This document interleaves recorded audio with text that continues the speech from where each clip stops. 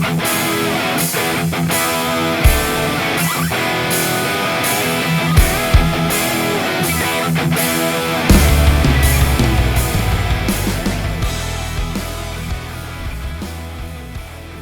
ladies and gentlemen, I am delighted to be joined today by the Great Britain Under-12 national team manager, Chris Ward. Chris, how are we doing? All good, buddy. Great to be here. Great to Yeah, see you really. again. We were just having a quick chat, and I thought this would be a good time to hit record button because we were just discussing the last time we had an episode together and a proper conversation and chat. I mean, we do message each other every now and then and speak on the phone every so often, but like a proper thing where we give insight to the British baseball community. And it was when we had the let's pretend we're in a bar having a chat about British baseball with me, you, and J Rod. Yeah. And J Rod very wisely was drinking water out of a cup. And I think I was finishing off a bottle of whiskey that I'd been given as a leaving present. And I don't know what you were drinking, but I remember J Rod talking about The Matrix being the greatest sports movie ever Yeah. made, and then that's all I remember. It's safe to Yeah. say I'm on the aqua today. There's not been any alcohol near this body for a while. So Okay, dude. yeah. Yeah, that was a great great interview. That It was a was. That lot was of fun. bit of fun. That was a good one. And I think before that would have been really early on in your sort of podcasting career, really, because I think it was not long in that we talked about me giving kids homework and stuff like that. And Yeah. now I'm doing it for other reasons as well. So yeah, it's cool. Yeah, and based off of your conversation there, I have a box of it's Pokemon not on there, but I have baseball cards that I now give out at Manchester baseball training, Love which it. I've not done as often as I like to because of weather and attendance. But I picked out, there we go, loads of different players. Basically, I went through a lot of my collection. A big thanks to Lou Alton of the Hall of Very Good podcast because he sent me an absolute boatload of these over at Christmas. And I Good mean a on you. boatload. And to help on the mission to help kids in British baseball. And I just went through all these and I thought the ones that have got, again, this comes from a conversation with J-Rod. He likes to look at the positions of the players. Yeah. To, Where they are, and yeah, I yeah, remember that conversation. Yeah. yeah. So I've been giving it out to kids and saying it's not about your favorite player.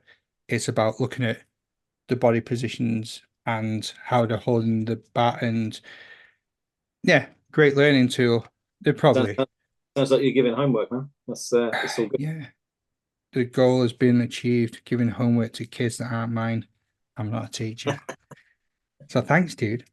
So I suppose that leads us up to the conversation of like, what have you been up to since, we last spoke? I mean, the last that we had a bit of a chat, you were around about I think you just been announced as the under-12s manager Yeah. and you had the tournament in France.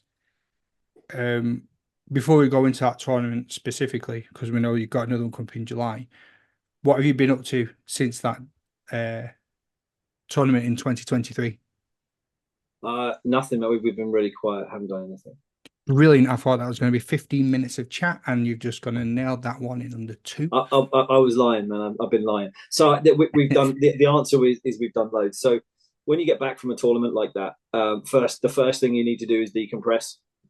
As a head coach, as a player, sometimes you need to stop and reflect and have a bit of time away.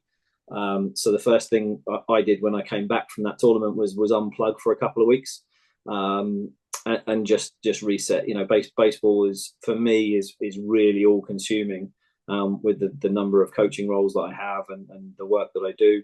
So yeah, unplug is the answer. First thing, come back, unplug, decompress. So did that for a little while.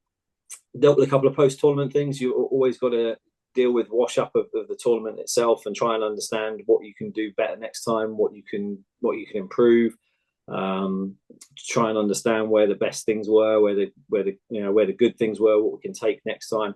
So yeah, a little bit of reflection for sure. And then the other thing is our tournament's early on in the tournament season, if you like. So the good thing then is we get to hang out and watch and support the under 15s, under 18s, the women's national team when they're playing.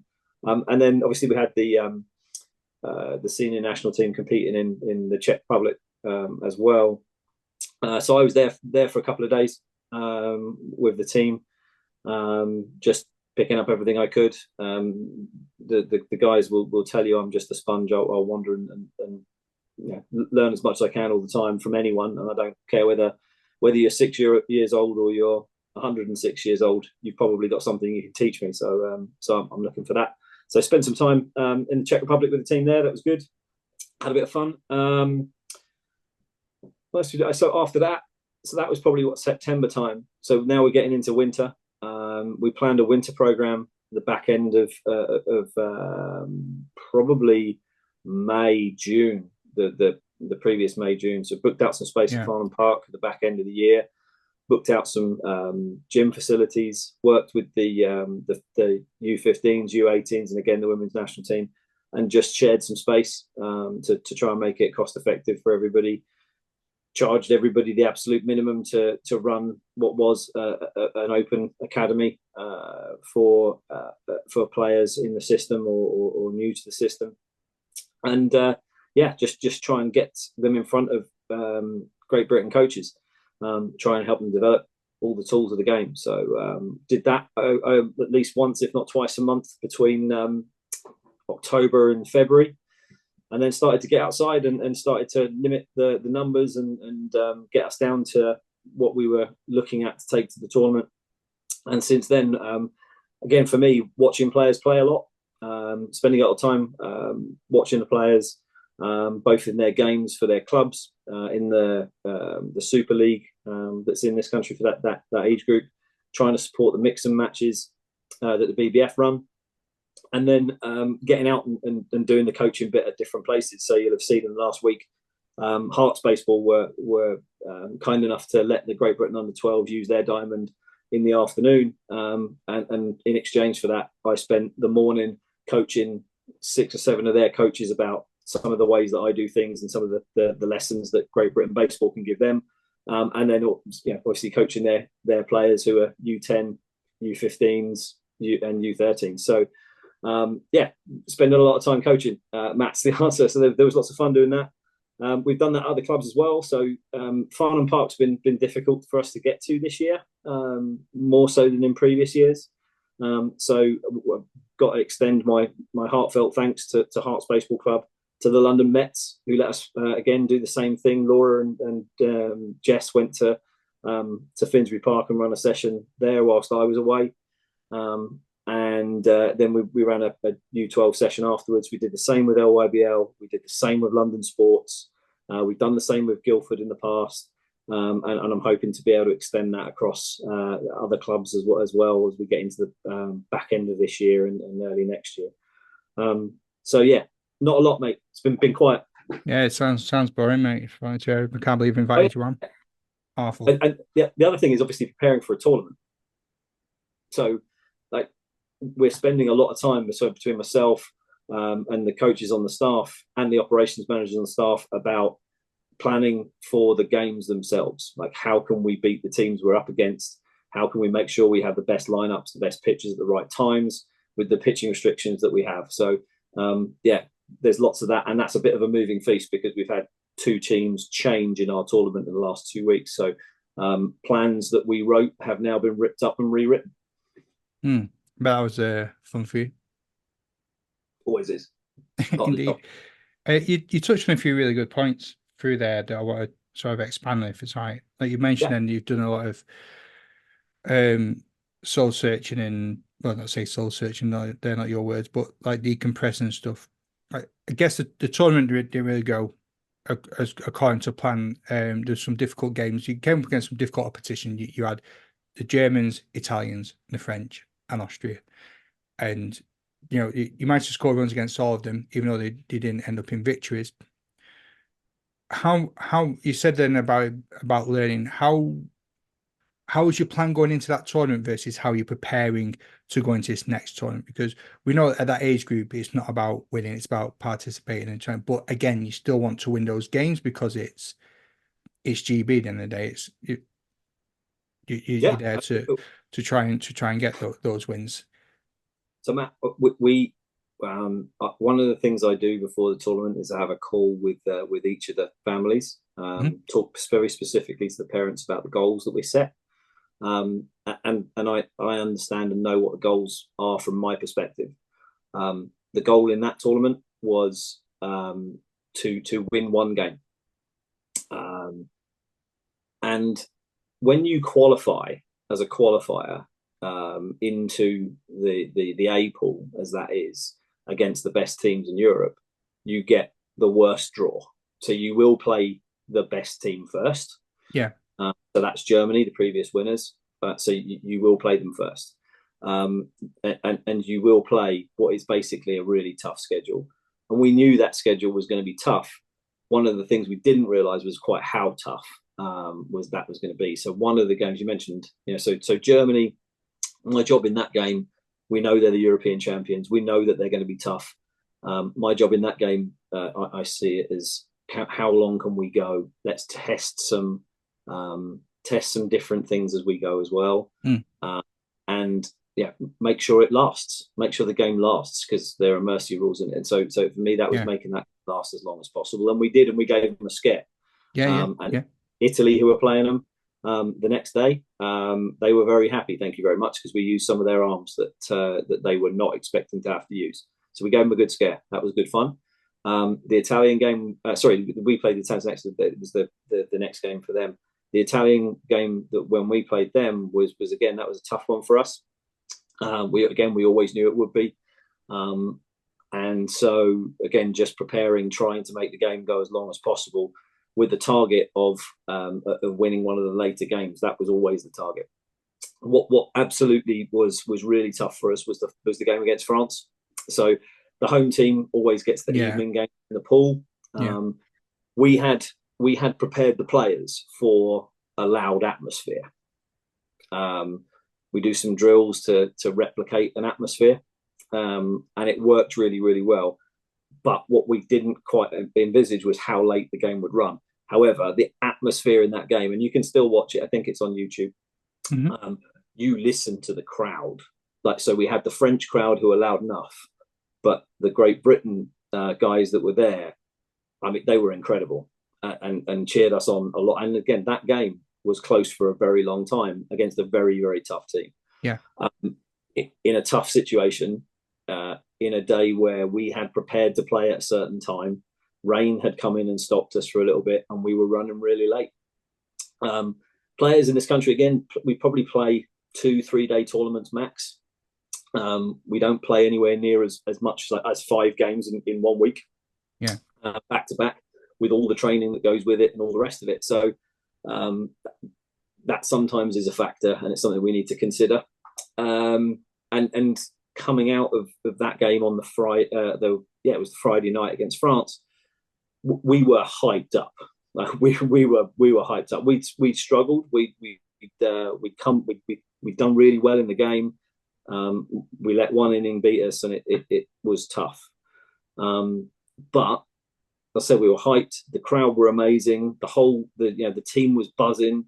And when you've got a team that's buzzing that much and they're having that much fun, the game finished at 9:45. These players are 9, 10, 11, and 12. Yeah. 9:45. It's a late night. By the time we get back to the hotel, it's gone 10:30. By this point, we haven't eaten. The players and the coaches probably haven't eaten for 6 to 7 hours. So they're still hungry and they're hyped up. So we have to eat something so that they can go to bed. And we have to calm them down so they can go to bed, because we had to be at the ballpark at 8:30 in the morning. Yeah. To play Austria in the game that we planned to win. That was the one. We talked about before about how the senior national team targeted Colombia. We targeted Austria, and we were really confident with that. And if you look at how close that game was, it will show you why we thought we were that confident. And again, it was 11-8 to that one. It was only, and it was, if you look at the key part of that is when you hit C, R, H, and E. Just look at the E. If you make that many E's, it's going to come back to bite you. And what happened with us was our guys were so tired. They made errors that they would not normally make. Yeah. And that continued into the game against Lithuania as well, which was a real struggle. So yeah, from that tournament's perspective, it was tough. But the thing that I take away the positives as much as I possibly can. And there was one, I remember this one player, and I hope he won't mind me telling this story, but when we got back to the station back in the UK, and we were just saying goodbye to everyone, he was in tears. He was upset, and his dad asked him, why are you crying? Is it because we lost that game, that important game? Is it because we lost? And he said, no, Dad. The reason I'm crying is because these have been the best 2 weeks of my life, and I don't want it to end.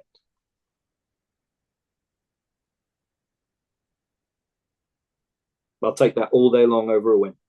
Yeah. Yeah. And we talked to, well, pretty much every guest that's been on here that's represented a national team. They talk about memories for life and friends for life. For sure. And you can understand just how much it means to him. I suppose in a way that's a motivating factor right there to work harder at your craft and become a better player. You want those memories to continue. Yeah, absolutely. Build on it. Yeah. So yeah, and so how does it differ this year? Well, last year we were the underdogs, and this year we're not. So this year we have to go in with a plan that allows us to. And again, the tournament's restructured itself in the last few weeks. So we had a plan to win the right games at the right times. Now we have to win more than we did previously. So always want to win every game, yeah. But equally we need to compete at the right times and be in a position to compete at the right times, and be in a good state to compete. So for me, it's about planning for success all throughout the tournament, but giving ourselves the best possible opportunity to compete in every single game, because it's now just a pool of 5 teams plus us. So the winner of the pool will qualify for the A pool, and that's the target this year. Cool. On your learning journey over these last 12 months as well, what have you been doing to grow as a head coach? And because I'm guessing there's lots of opportunities to learn that competition, but again, back at home, what have you been doing to soaking everything in? So I spend a lot of time talking to the other coaches within the Great Britain staff. I'm very fortunate that I have the likes of Laura Harai, Paul Vernon, Jess Vernon, and Jamie Dix. Again, they're all people that I learn from on a daily basis when we're talking. So there's lots of stuff like that. For me, it's about being a better coach every day and learning something new every day. And the stuff I'm learning right now is very much around individual players and how to individualize training. Because a lot of the time we have to focus on the wider group. You've got a group of 25 players that you're coaching with, and you tend to have to focus on a wider group. When you're coaching one-on-one with a player, there are really big opportunities to make some big impactful changes. And so for me this year, it's been about learning from that. So I have I connected with a coach who used to be in the Cardinals system, and met him back in May. And one of the big things coming out is around motor preferencing. And myself and a couple of the other coaches in this GB setup have been talking about motor preferencing, what that means, how we might apply it in this country, what we can do to implement some of the things we're learning around motor preferencing. So what is motor preferencing? It's about the individual's body and understanding that the individual's body has preferences that create better speed and path to the ball, to create better movement patterns, to create more comfort, and to create a good place for you to be able to compete at your best.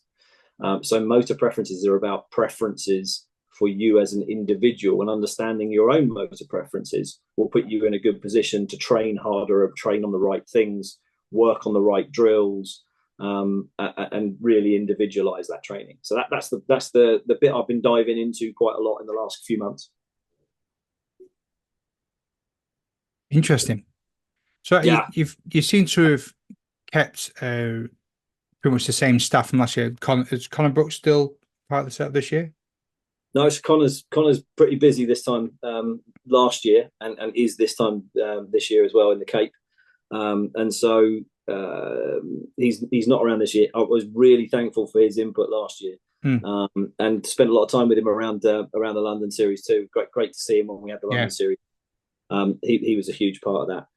No, we have a similar staff, and I'm really pleased. I'm really pleased. So Connor was helping us with bench and pitching coaching last year. We've got Paul this year, who's the bench coach, and Laura Harai, who's the pitching coach, and she's been working with the players, both virtually in some cases and physically. Some of the players are getting extracurricular work in with her at the 108 or in local areas where they can get together, and she's given them some really good one-on-one training. And then we have Jamie Dix. Jamie Dix has been part of this staff for longer than I have.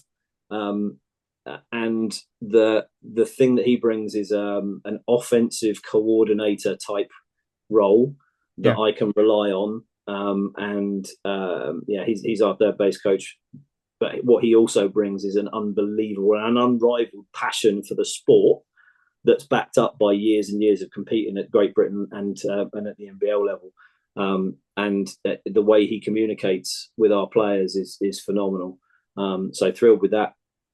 Jess Vernon's the first base coach, and again, she's been with the staff for nearly as long as I have. Was thrilled when she joined in 2022, and again, just that rapport that she has with the players, her understanding of the game, her ability to fire them up when they come up to first base, and her ability to work with them in the outfield stuff as well, it is phenomenal.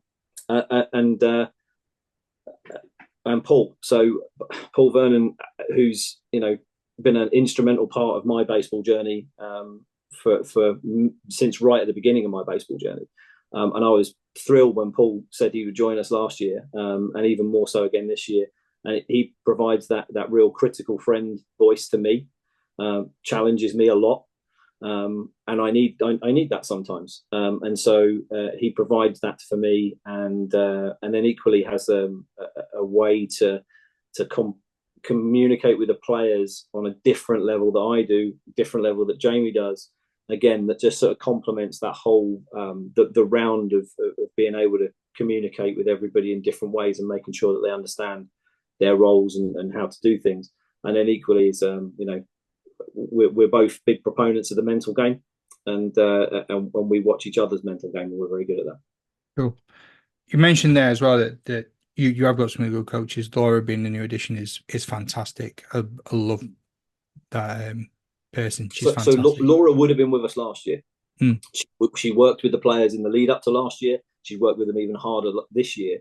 But she was selected to go and play and compete at the time that we were competing. So she wasn't able to join us for the tournament itself. But rest assured, she's been working with these players and some of them for a couple of years. Yeah. What age is the minimum for the under 12s? You say it was 9. So officially, we can take up to 3 9-year-olds to the tournament. Yeah.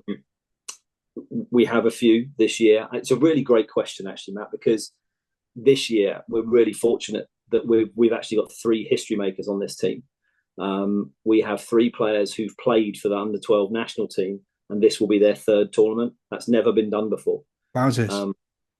Never been done before. So for 3 players to compete at the highest level in Europe at the age of 10, 11 and 12, generally when you get to this age group and the age group above, you're going to be 11 or 12 to be able to compete.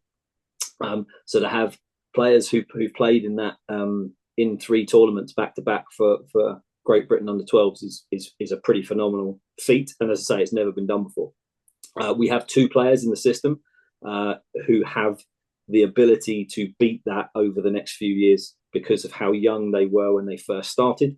So we have two players who started when they were 9, who have the opportunity to go on and compete for Great Britain in the under-12s 4 times, which would be absolutely phenomenal. So what sort of qualities do those 9-year-olds have that sets them above from the others that are not getting into GB at the age of 9? Great question. It's the genuine work ethic, Matt. Genuine work ethic. Like, so first of all, there's a little bit of natural ability because of some of the sports that they've played or some of the things that they do. But there is the genuine work ethic. So the ones that are that age, not at 9 years old, have been working on their game day in, day out for most of their lives. And certainly for the last 3 years. And so that's what sets them apart, Matt, is the work ethic. They work with their parents, they work at home off a wall. They just work and they love the game. And if they love the game that much, it really comes through. And certainly the 3 players I'm talking about who compete at this level for the 3rd time work every day. Yeah. The 2 other young ones who are coming to compete in this tournament for the 1st time or the 2nd time in my mum's case, it's the work ethic. It's just the work ethic, Matt. They put the work in.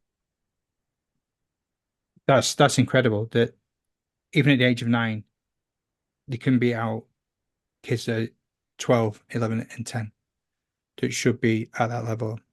That's impressive. That really is good. It's impressive. It's impressive, Matt. I guess part of me is excited by it for the opportunities that it gives the younger generation and those younger players. The other part of me says, well, there's an element of the 11 and 12-year-olds that aren't working hard enough. That's brutal honesty. Yeah.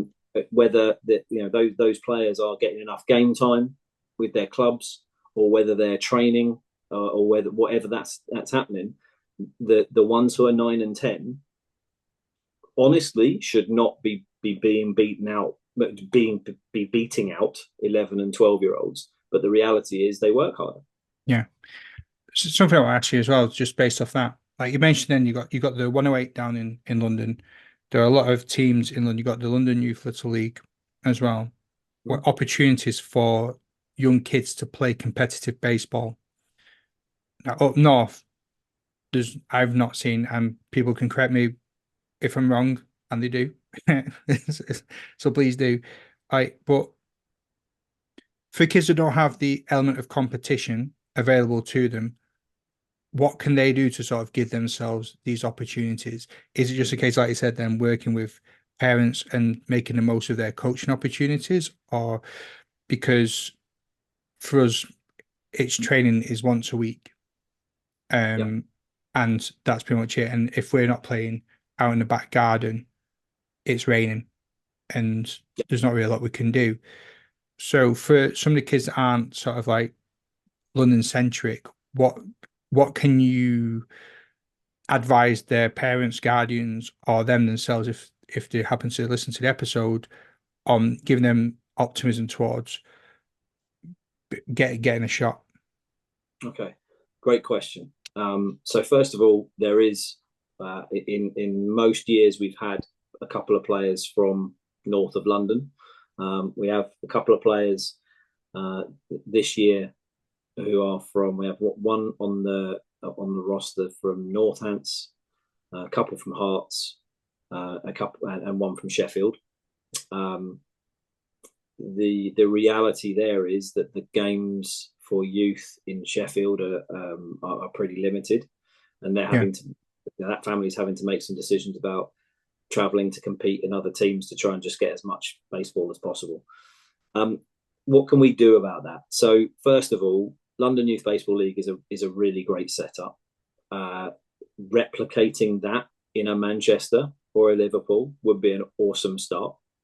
So creating a place where high caliber players can go and compete against each other, making the league really local, and encouraging others to join the sport and do that, it would be a great step. there are a couple of other things too. So, you know, just because it's raining outside doesn't mean you can't get work in indoors. I told the parents and the players at Hearts this weekend I was sorry, because first of all, I'm going to get your players dirty, and you're going to have to do lots of washing, and they're going to have fun doing it. But I'm also going to tell them to annoy the hell out of you at home by bouncing a tennis ball off a wall, or asking you to hit a tennis ball at them, or practicing pitching with a tea towel in the kitchen, or practicing and going through. There are hundreds of drills, thousands of drills that you can do without a bat, without a ball, inside your house. COVID taught us that. I remember Will Linton doing his training drills with the ball and the sock and stuff from the Smart Performance program. It's very inventive stuff. Yeah. So I did something similar at Guildford. We had, and most of those players aged out and are now playing in our senior national team. That's our senior teams for Guildford. We did online sessions where we competed against each other with a tennis ball. How many times can we field a short hop in a minute? Single hand short. It's as simple as that, right? You get on a Zoom call like this, you compete against each other. How many times can you do a short hop with a tennis ball in a few minutes? How many times can you do wall ball really, really well in a minute? Those type of things that are things that you can do. Catchers, right? You don't even need a tennis ball for some of this stuff. If you're worried about stuff breaking in your home, get some socks, roll them up into a ball. You got a catcher at home, pepper them with rolled up balls of socks. Catch them, block them. You can do all sorts of drills with a pair of socks, replicating a ball. So there's all sorts of things you can do at home. The other thing is about creating, let's say, those local leagues, encouraging more players to play.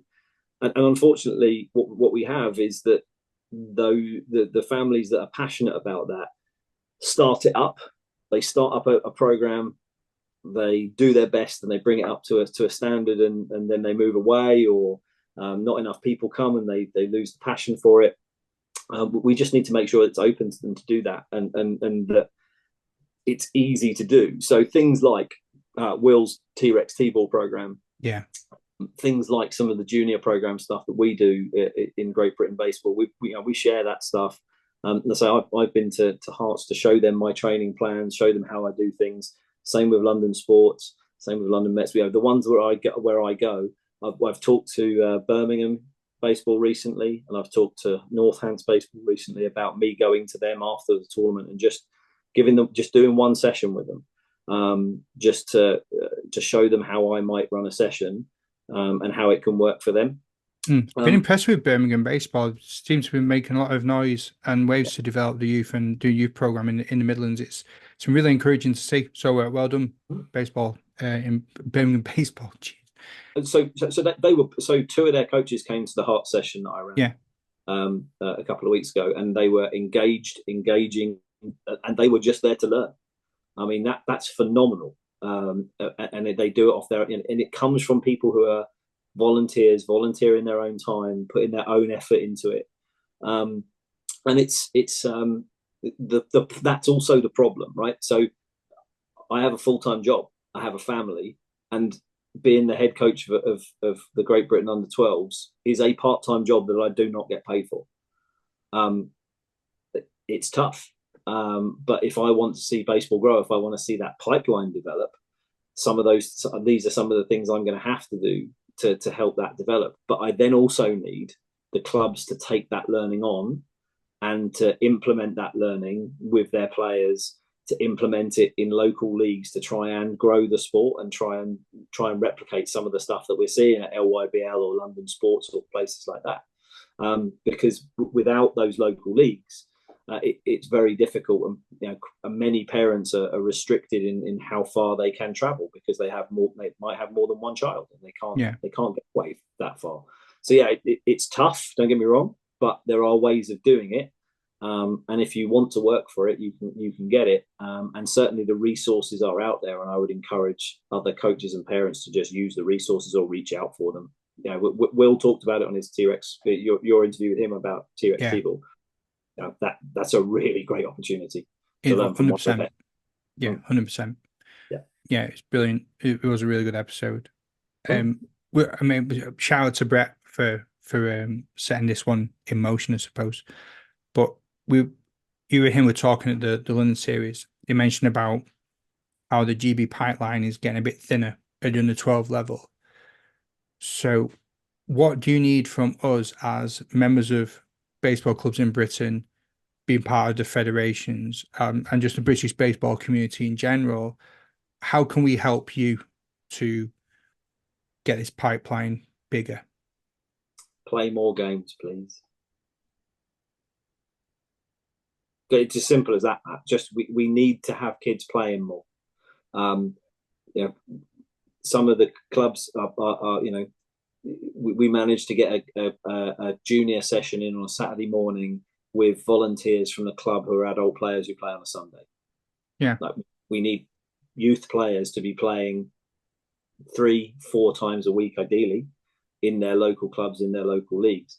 If they're not able to do that, because I know and I recognize they have other clubs as well, and they have other interests, and I encourage that, actively encourage them to do at least 3 sports. For me, there's a thing that we can focus on to make our athletes better. The physical education at this age is not great, and we need to recognize that and try and work on our players' physical education.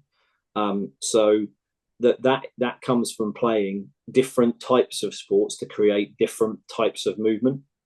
So a dancing, a gymnastics, a judo, a martial art, something like that works the core really hard, creates movement patterns. They are 4 really good things to do, but they fall into one group that sort of is about body movement, body control. So you want a sport that helps body control. Another one is one that you want sort of fast twitch and or endurance. So a basketball is very fast twitch. A football can be fast twitch in the way that you move, and a bit of endurance as well. Some of the things like the athletics type stuff. So running, hurdles, sprinting, cross country, all those sorts of things that create endurance or fast twitch. So you've got those type of things, and then ideally you have a hand-eye coordination sport, so a cricket, a baseball, a softball, something that engages your hand-eye. So for me, those are the fundamental things that you can be doing if you're not playing baseball. Get them dancing, get them to gymnastics, get them to jiu-jitsu, get them in other sports that help their body develop as they're younger and create great movement patterns. Because we can teach, like Great Britain coaches, we can teach baseball, right? We can teach baseball. We can't always teach you how to be an athlete. So learn how to be an athlete. Yeah. Made a lot of notes there, mate. Not gonna lie. Lots of stuff. I think Good. and there's listening there as well. Because like I said, the opportunities to do things are not like they are in other countries. I mean, I've been in touch with federations from Holland, Italy, Germany, the Czech Republic, Spain, to try and have people on from there to give insight into what their programs are like at different levels. And funnily enough, they're not willing to talk to someone from Britain about their secrets. Apart from Pavel Kadim from Czech Baseball, who was a delight to have on. He was brilliant. But have you managed to find out yourself what the setups are like at under 12s, like what you're up against when it comes down to this sort of stuff? Have you had insight into other countries' programs? Yeah, a little bit. I mean, like you say, they keep them pretty close, and we're similar. But we try and keep some of the things close to our chest that we need to. I think the thing there, Matt, is that they play more, right? They have government-backed schemes that allow them to play more. They have academies that are funded that allow them to play more. They have more facilities that allow them to play more. So for me, it comes back to the point, and you asked the question, how can we help? Play more, just play more, and that's what they do. They play more, they train more, and they have the facilities open to them to do so. We have that opportunity now with the 108 in London. We have indoor facilities that we can use for baseball, and we do. Right, so the GB program, we used a hall in Surrey to work with our players because that was all we could get. But we worked with them. The Great Britain program for almost every week between sort of October and March, indoors on a weekend. Again, people giving up their time free of charge to do this and work with players at U12, U15, U18 level, and also with the women's national team. And it was just giving them the opportunity to play more. So the academies that they have over there, they'll have week-long summer camps, month-long summer camps in some cases. I've seen a few this year, sort of 3-day half-term baseball camps. I mean, that's a really great start. It's a really great start. And the 108 did a really good job of starting something there, where they did a camp there. Those are the kind of opportunities that we need to try and create. So for me, it's clubs creating those opportunities. But again, it relies on volunteers, Matt, and it's tough because we've all got families, we've all got jobs. So if we can find a way that to support the implementation of camps in different cities, London, Manchester, Liverpool, Birmingham, places like that have a big pool where we can get people playing for 3 to 5 days out of a half term, and they've got something that they're actively doing. I mean, that's a great place to be. Yeah. All boils down to opportunity, like you said. We got to help ourselves. Like I say, it's not easy. Like I said, we have lives outside of baseball, and it's quite fortunate that John Eaton up in Manchester, he's been involved in youth out there for such a long time, and he loves it, lives it, eats, sleeps, and breathes it. And very, very fortunate to have someone like John up in Manchester. And I just hope that everyone else has their sort of John. And if you have, you've got a really good place to start. But then again, there's no reason why you can't be that person. That, like we said before, the Will Linton episode goes into so much detail on how to set up your own practice, your own TXT balls, start your own programs. But then, like you rightly said there, they're not always sustainable because the person that loves it and lives it and is passionate about it, they move out of the area, and then it's gone. It's gone. It's gone. Yeah. So that's another great point, right? Knowledge transfer from that person. Like you get those one person, those one people, in a club, in an area. We as a community need to identify and celebrate them, and then make sure that when it's time for them to move on, that we have a succession plan for them. Yeah. That involves somebody else stepping into the breach. I definitely see clubs with those one people here, there, and everywhere. And when they walk away or when they stop, the club struggles. Yeah, it's a shame. Chris, I've run out of paper on this pad. Doing like writing. We have a few people that are listening to the chat as well. Gents and ladies, do you have any questions you'd like to ask Chris before we wrap this up? If you do, just stick your hand up or put something in the chat. And Chris, is there anything else you want to add while we're waiting for potential questions before we go? Guess I think you asked all the good questions, Matt. That might be it. I give over. I don't ask good questions. You do yourself a disservice, my friend. Nah. These usually my favorite parts of the show. Not wrapping up because the conversation's finished, but the sort of off script kind of stuff where we can just sort of sit and chill, and we've got all the important things out of the way. Yeah, it has been it's been quite a challenging summer so far. I think, especially at this end, it's either been too hot or we've just not been available to get to practice. But we have been doing what we can in the back garden when we can. I mean, that's the other thing, right? So you can't beat yourself up for having a life. I don't have a So life. What are you talking about? What's this life like, thing? yeah, but Jocelyn and Elliot would 100% disagree with you, dude. I think I know, I know. so. I mean, stuff happens, right? So we've all got full-time jobs, we've all got families, we've all got other things we need to do.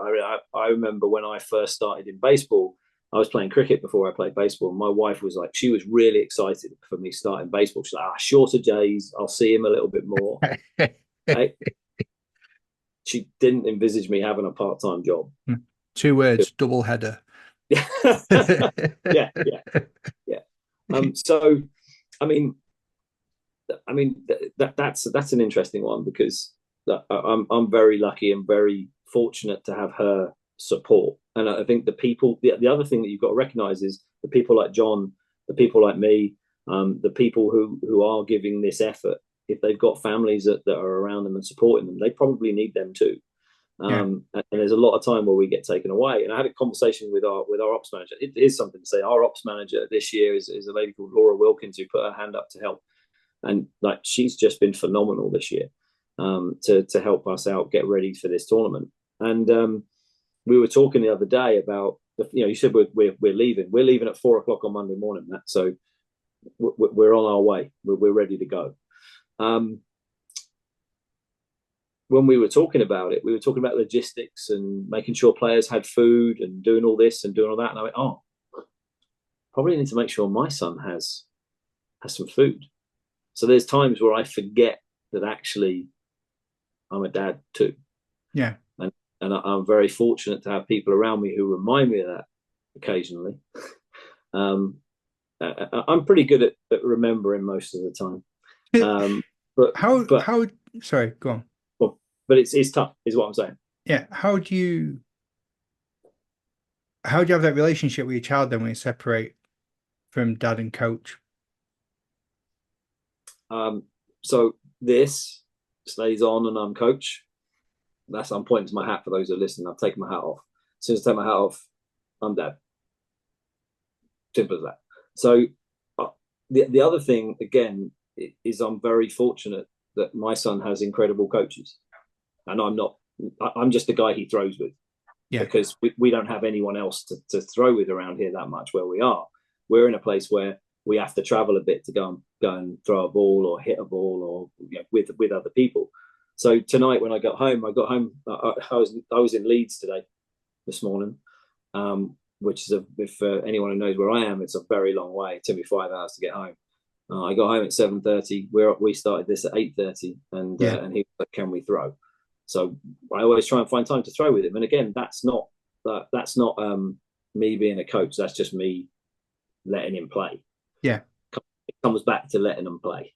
So there's a lot of the time where I let them play. But again, very fortunate that I have Paul, Laura, Jamie, Jess, because they're the ones that coach him, not me.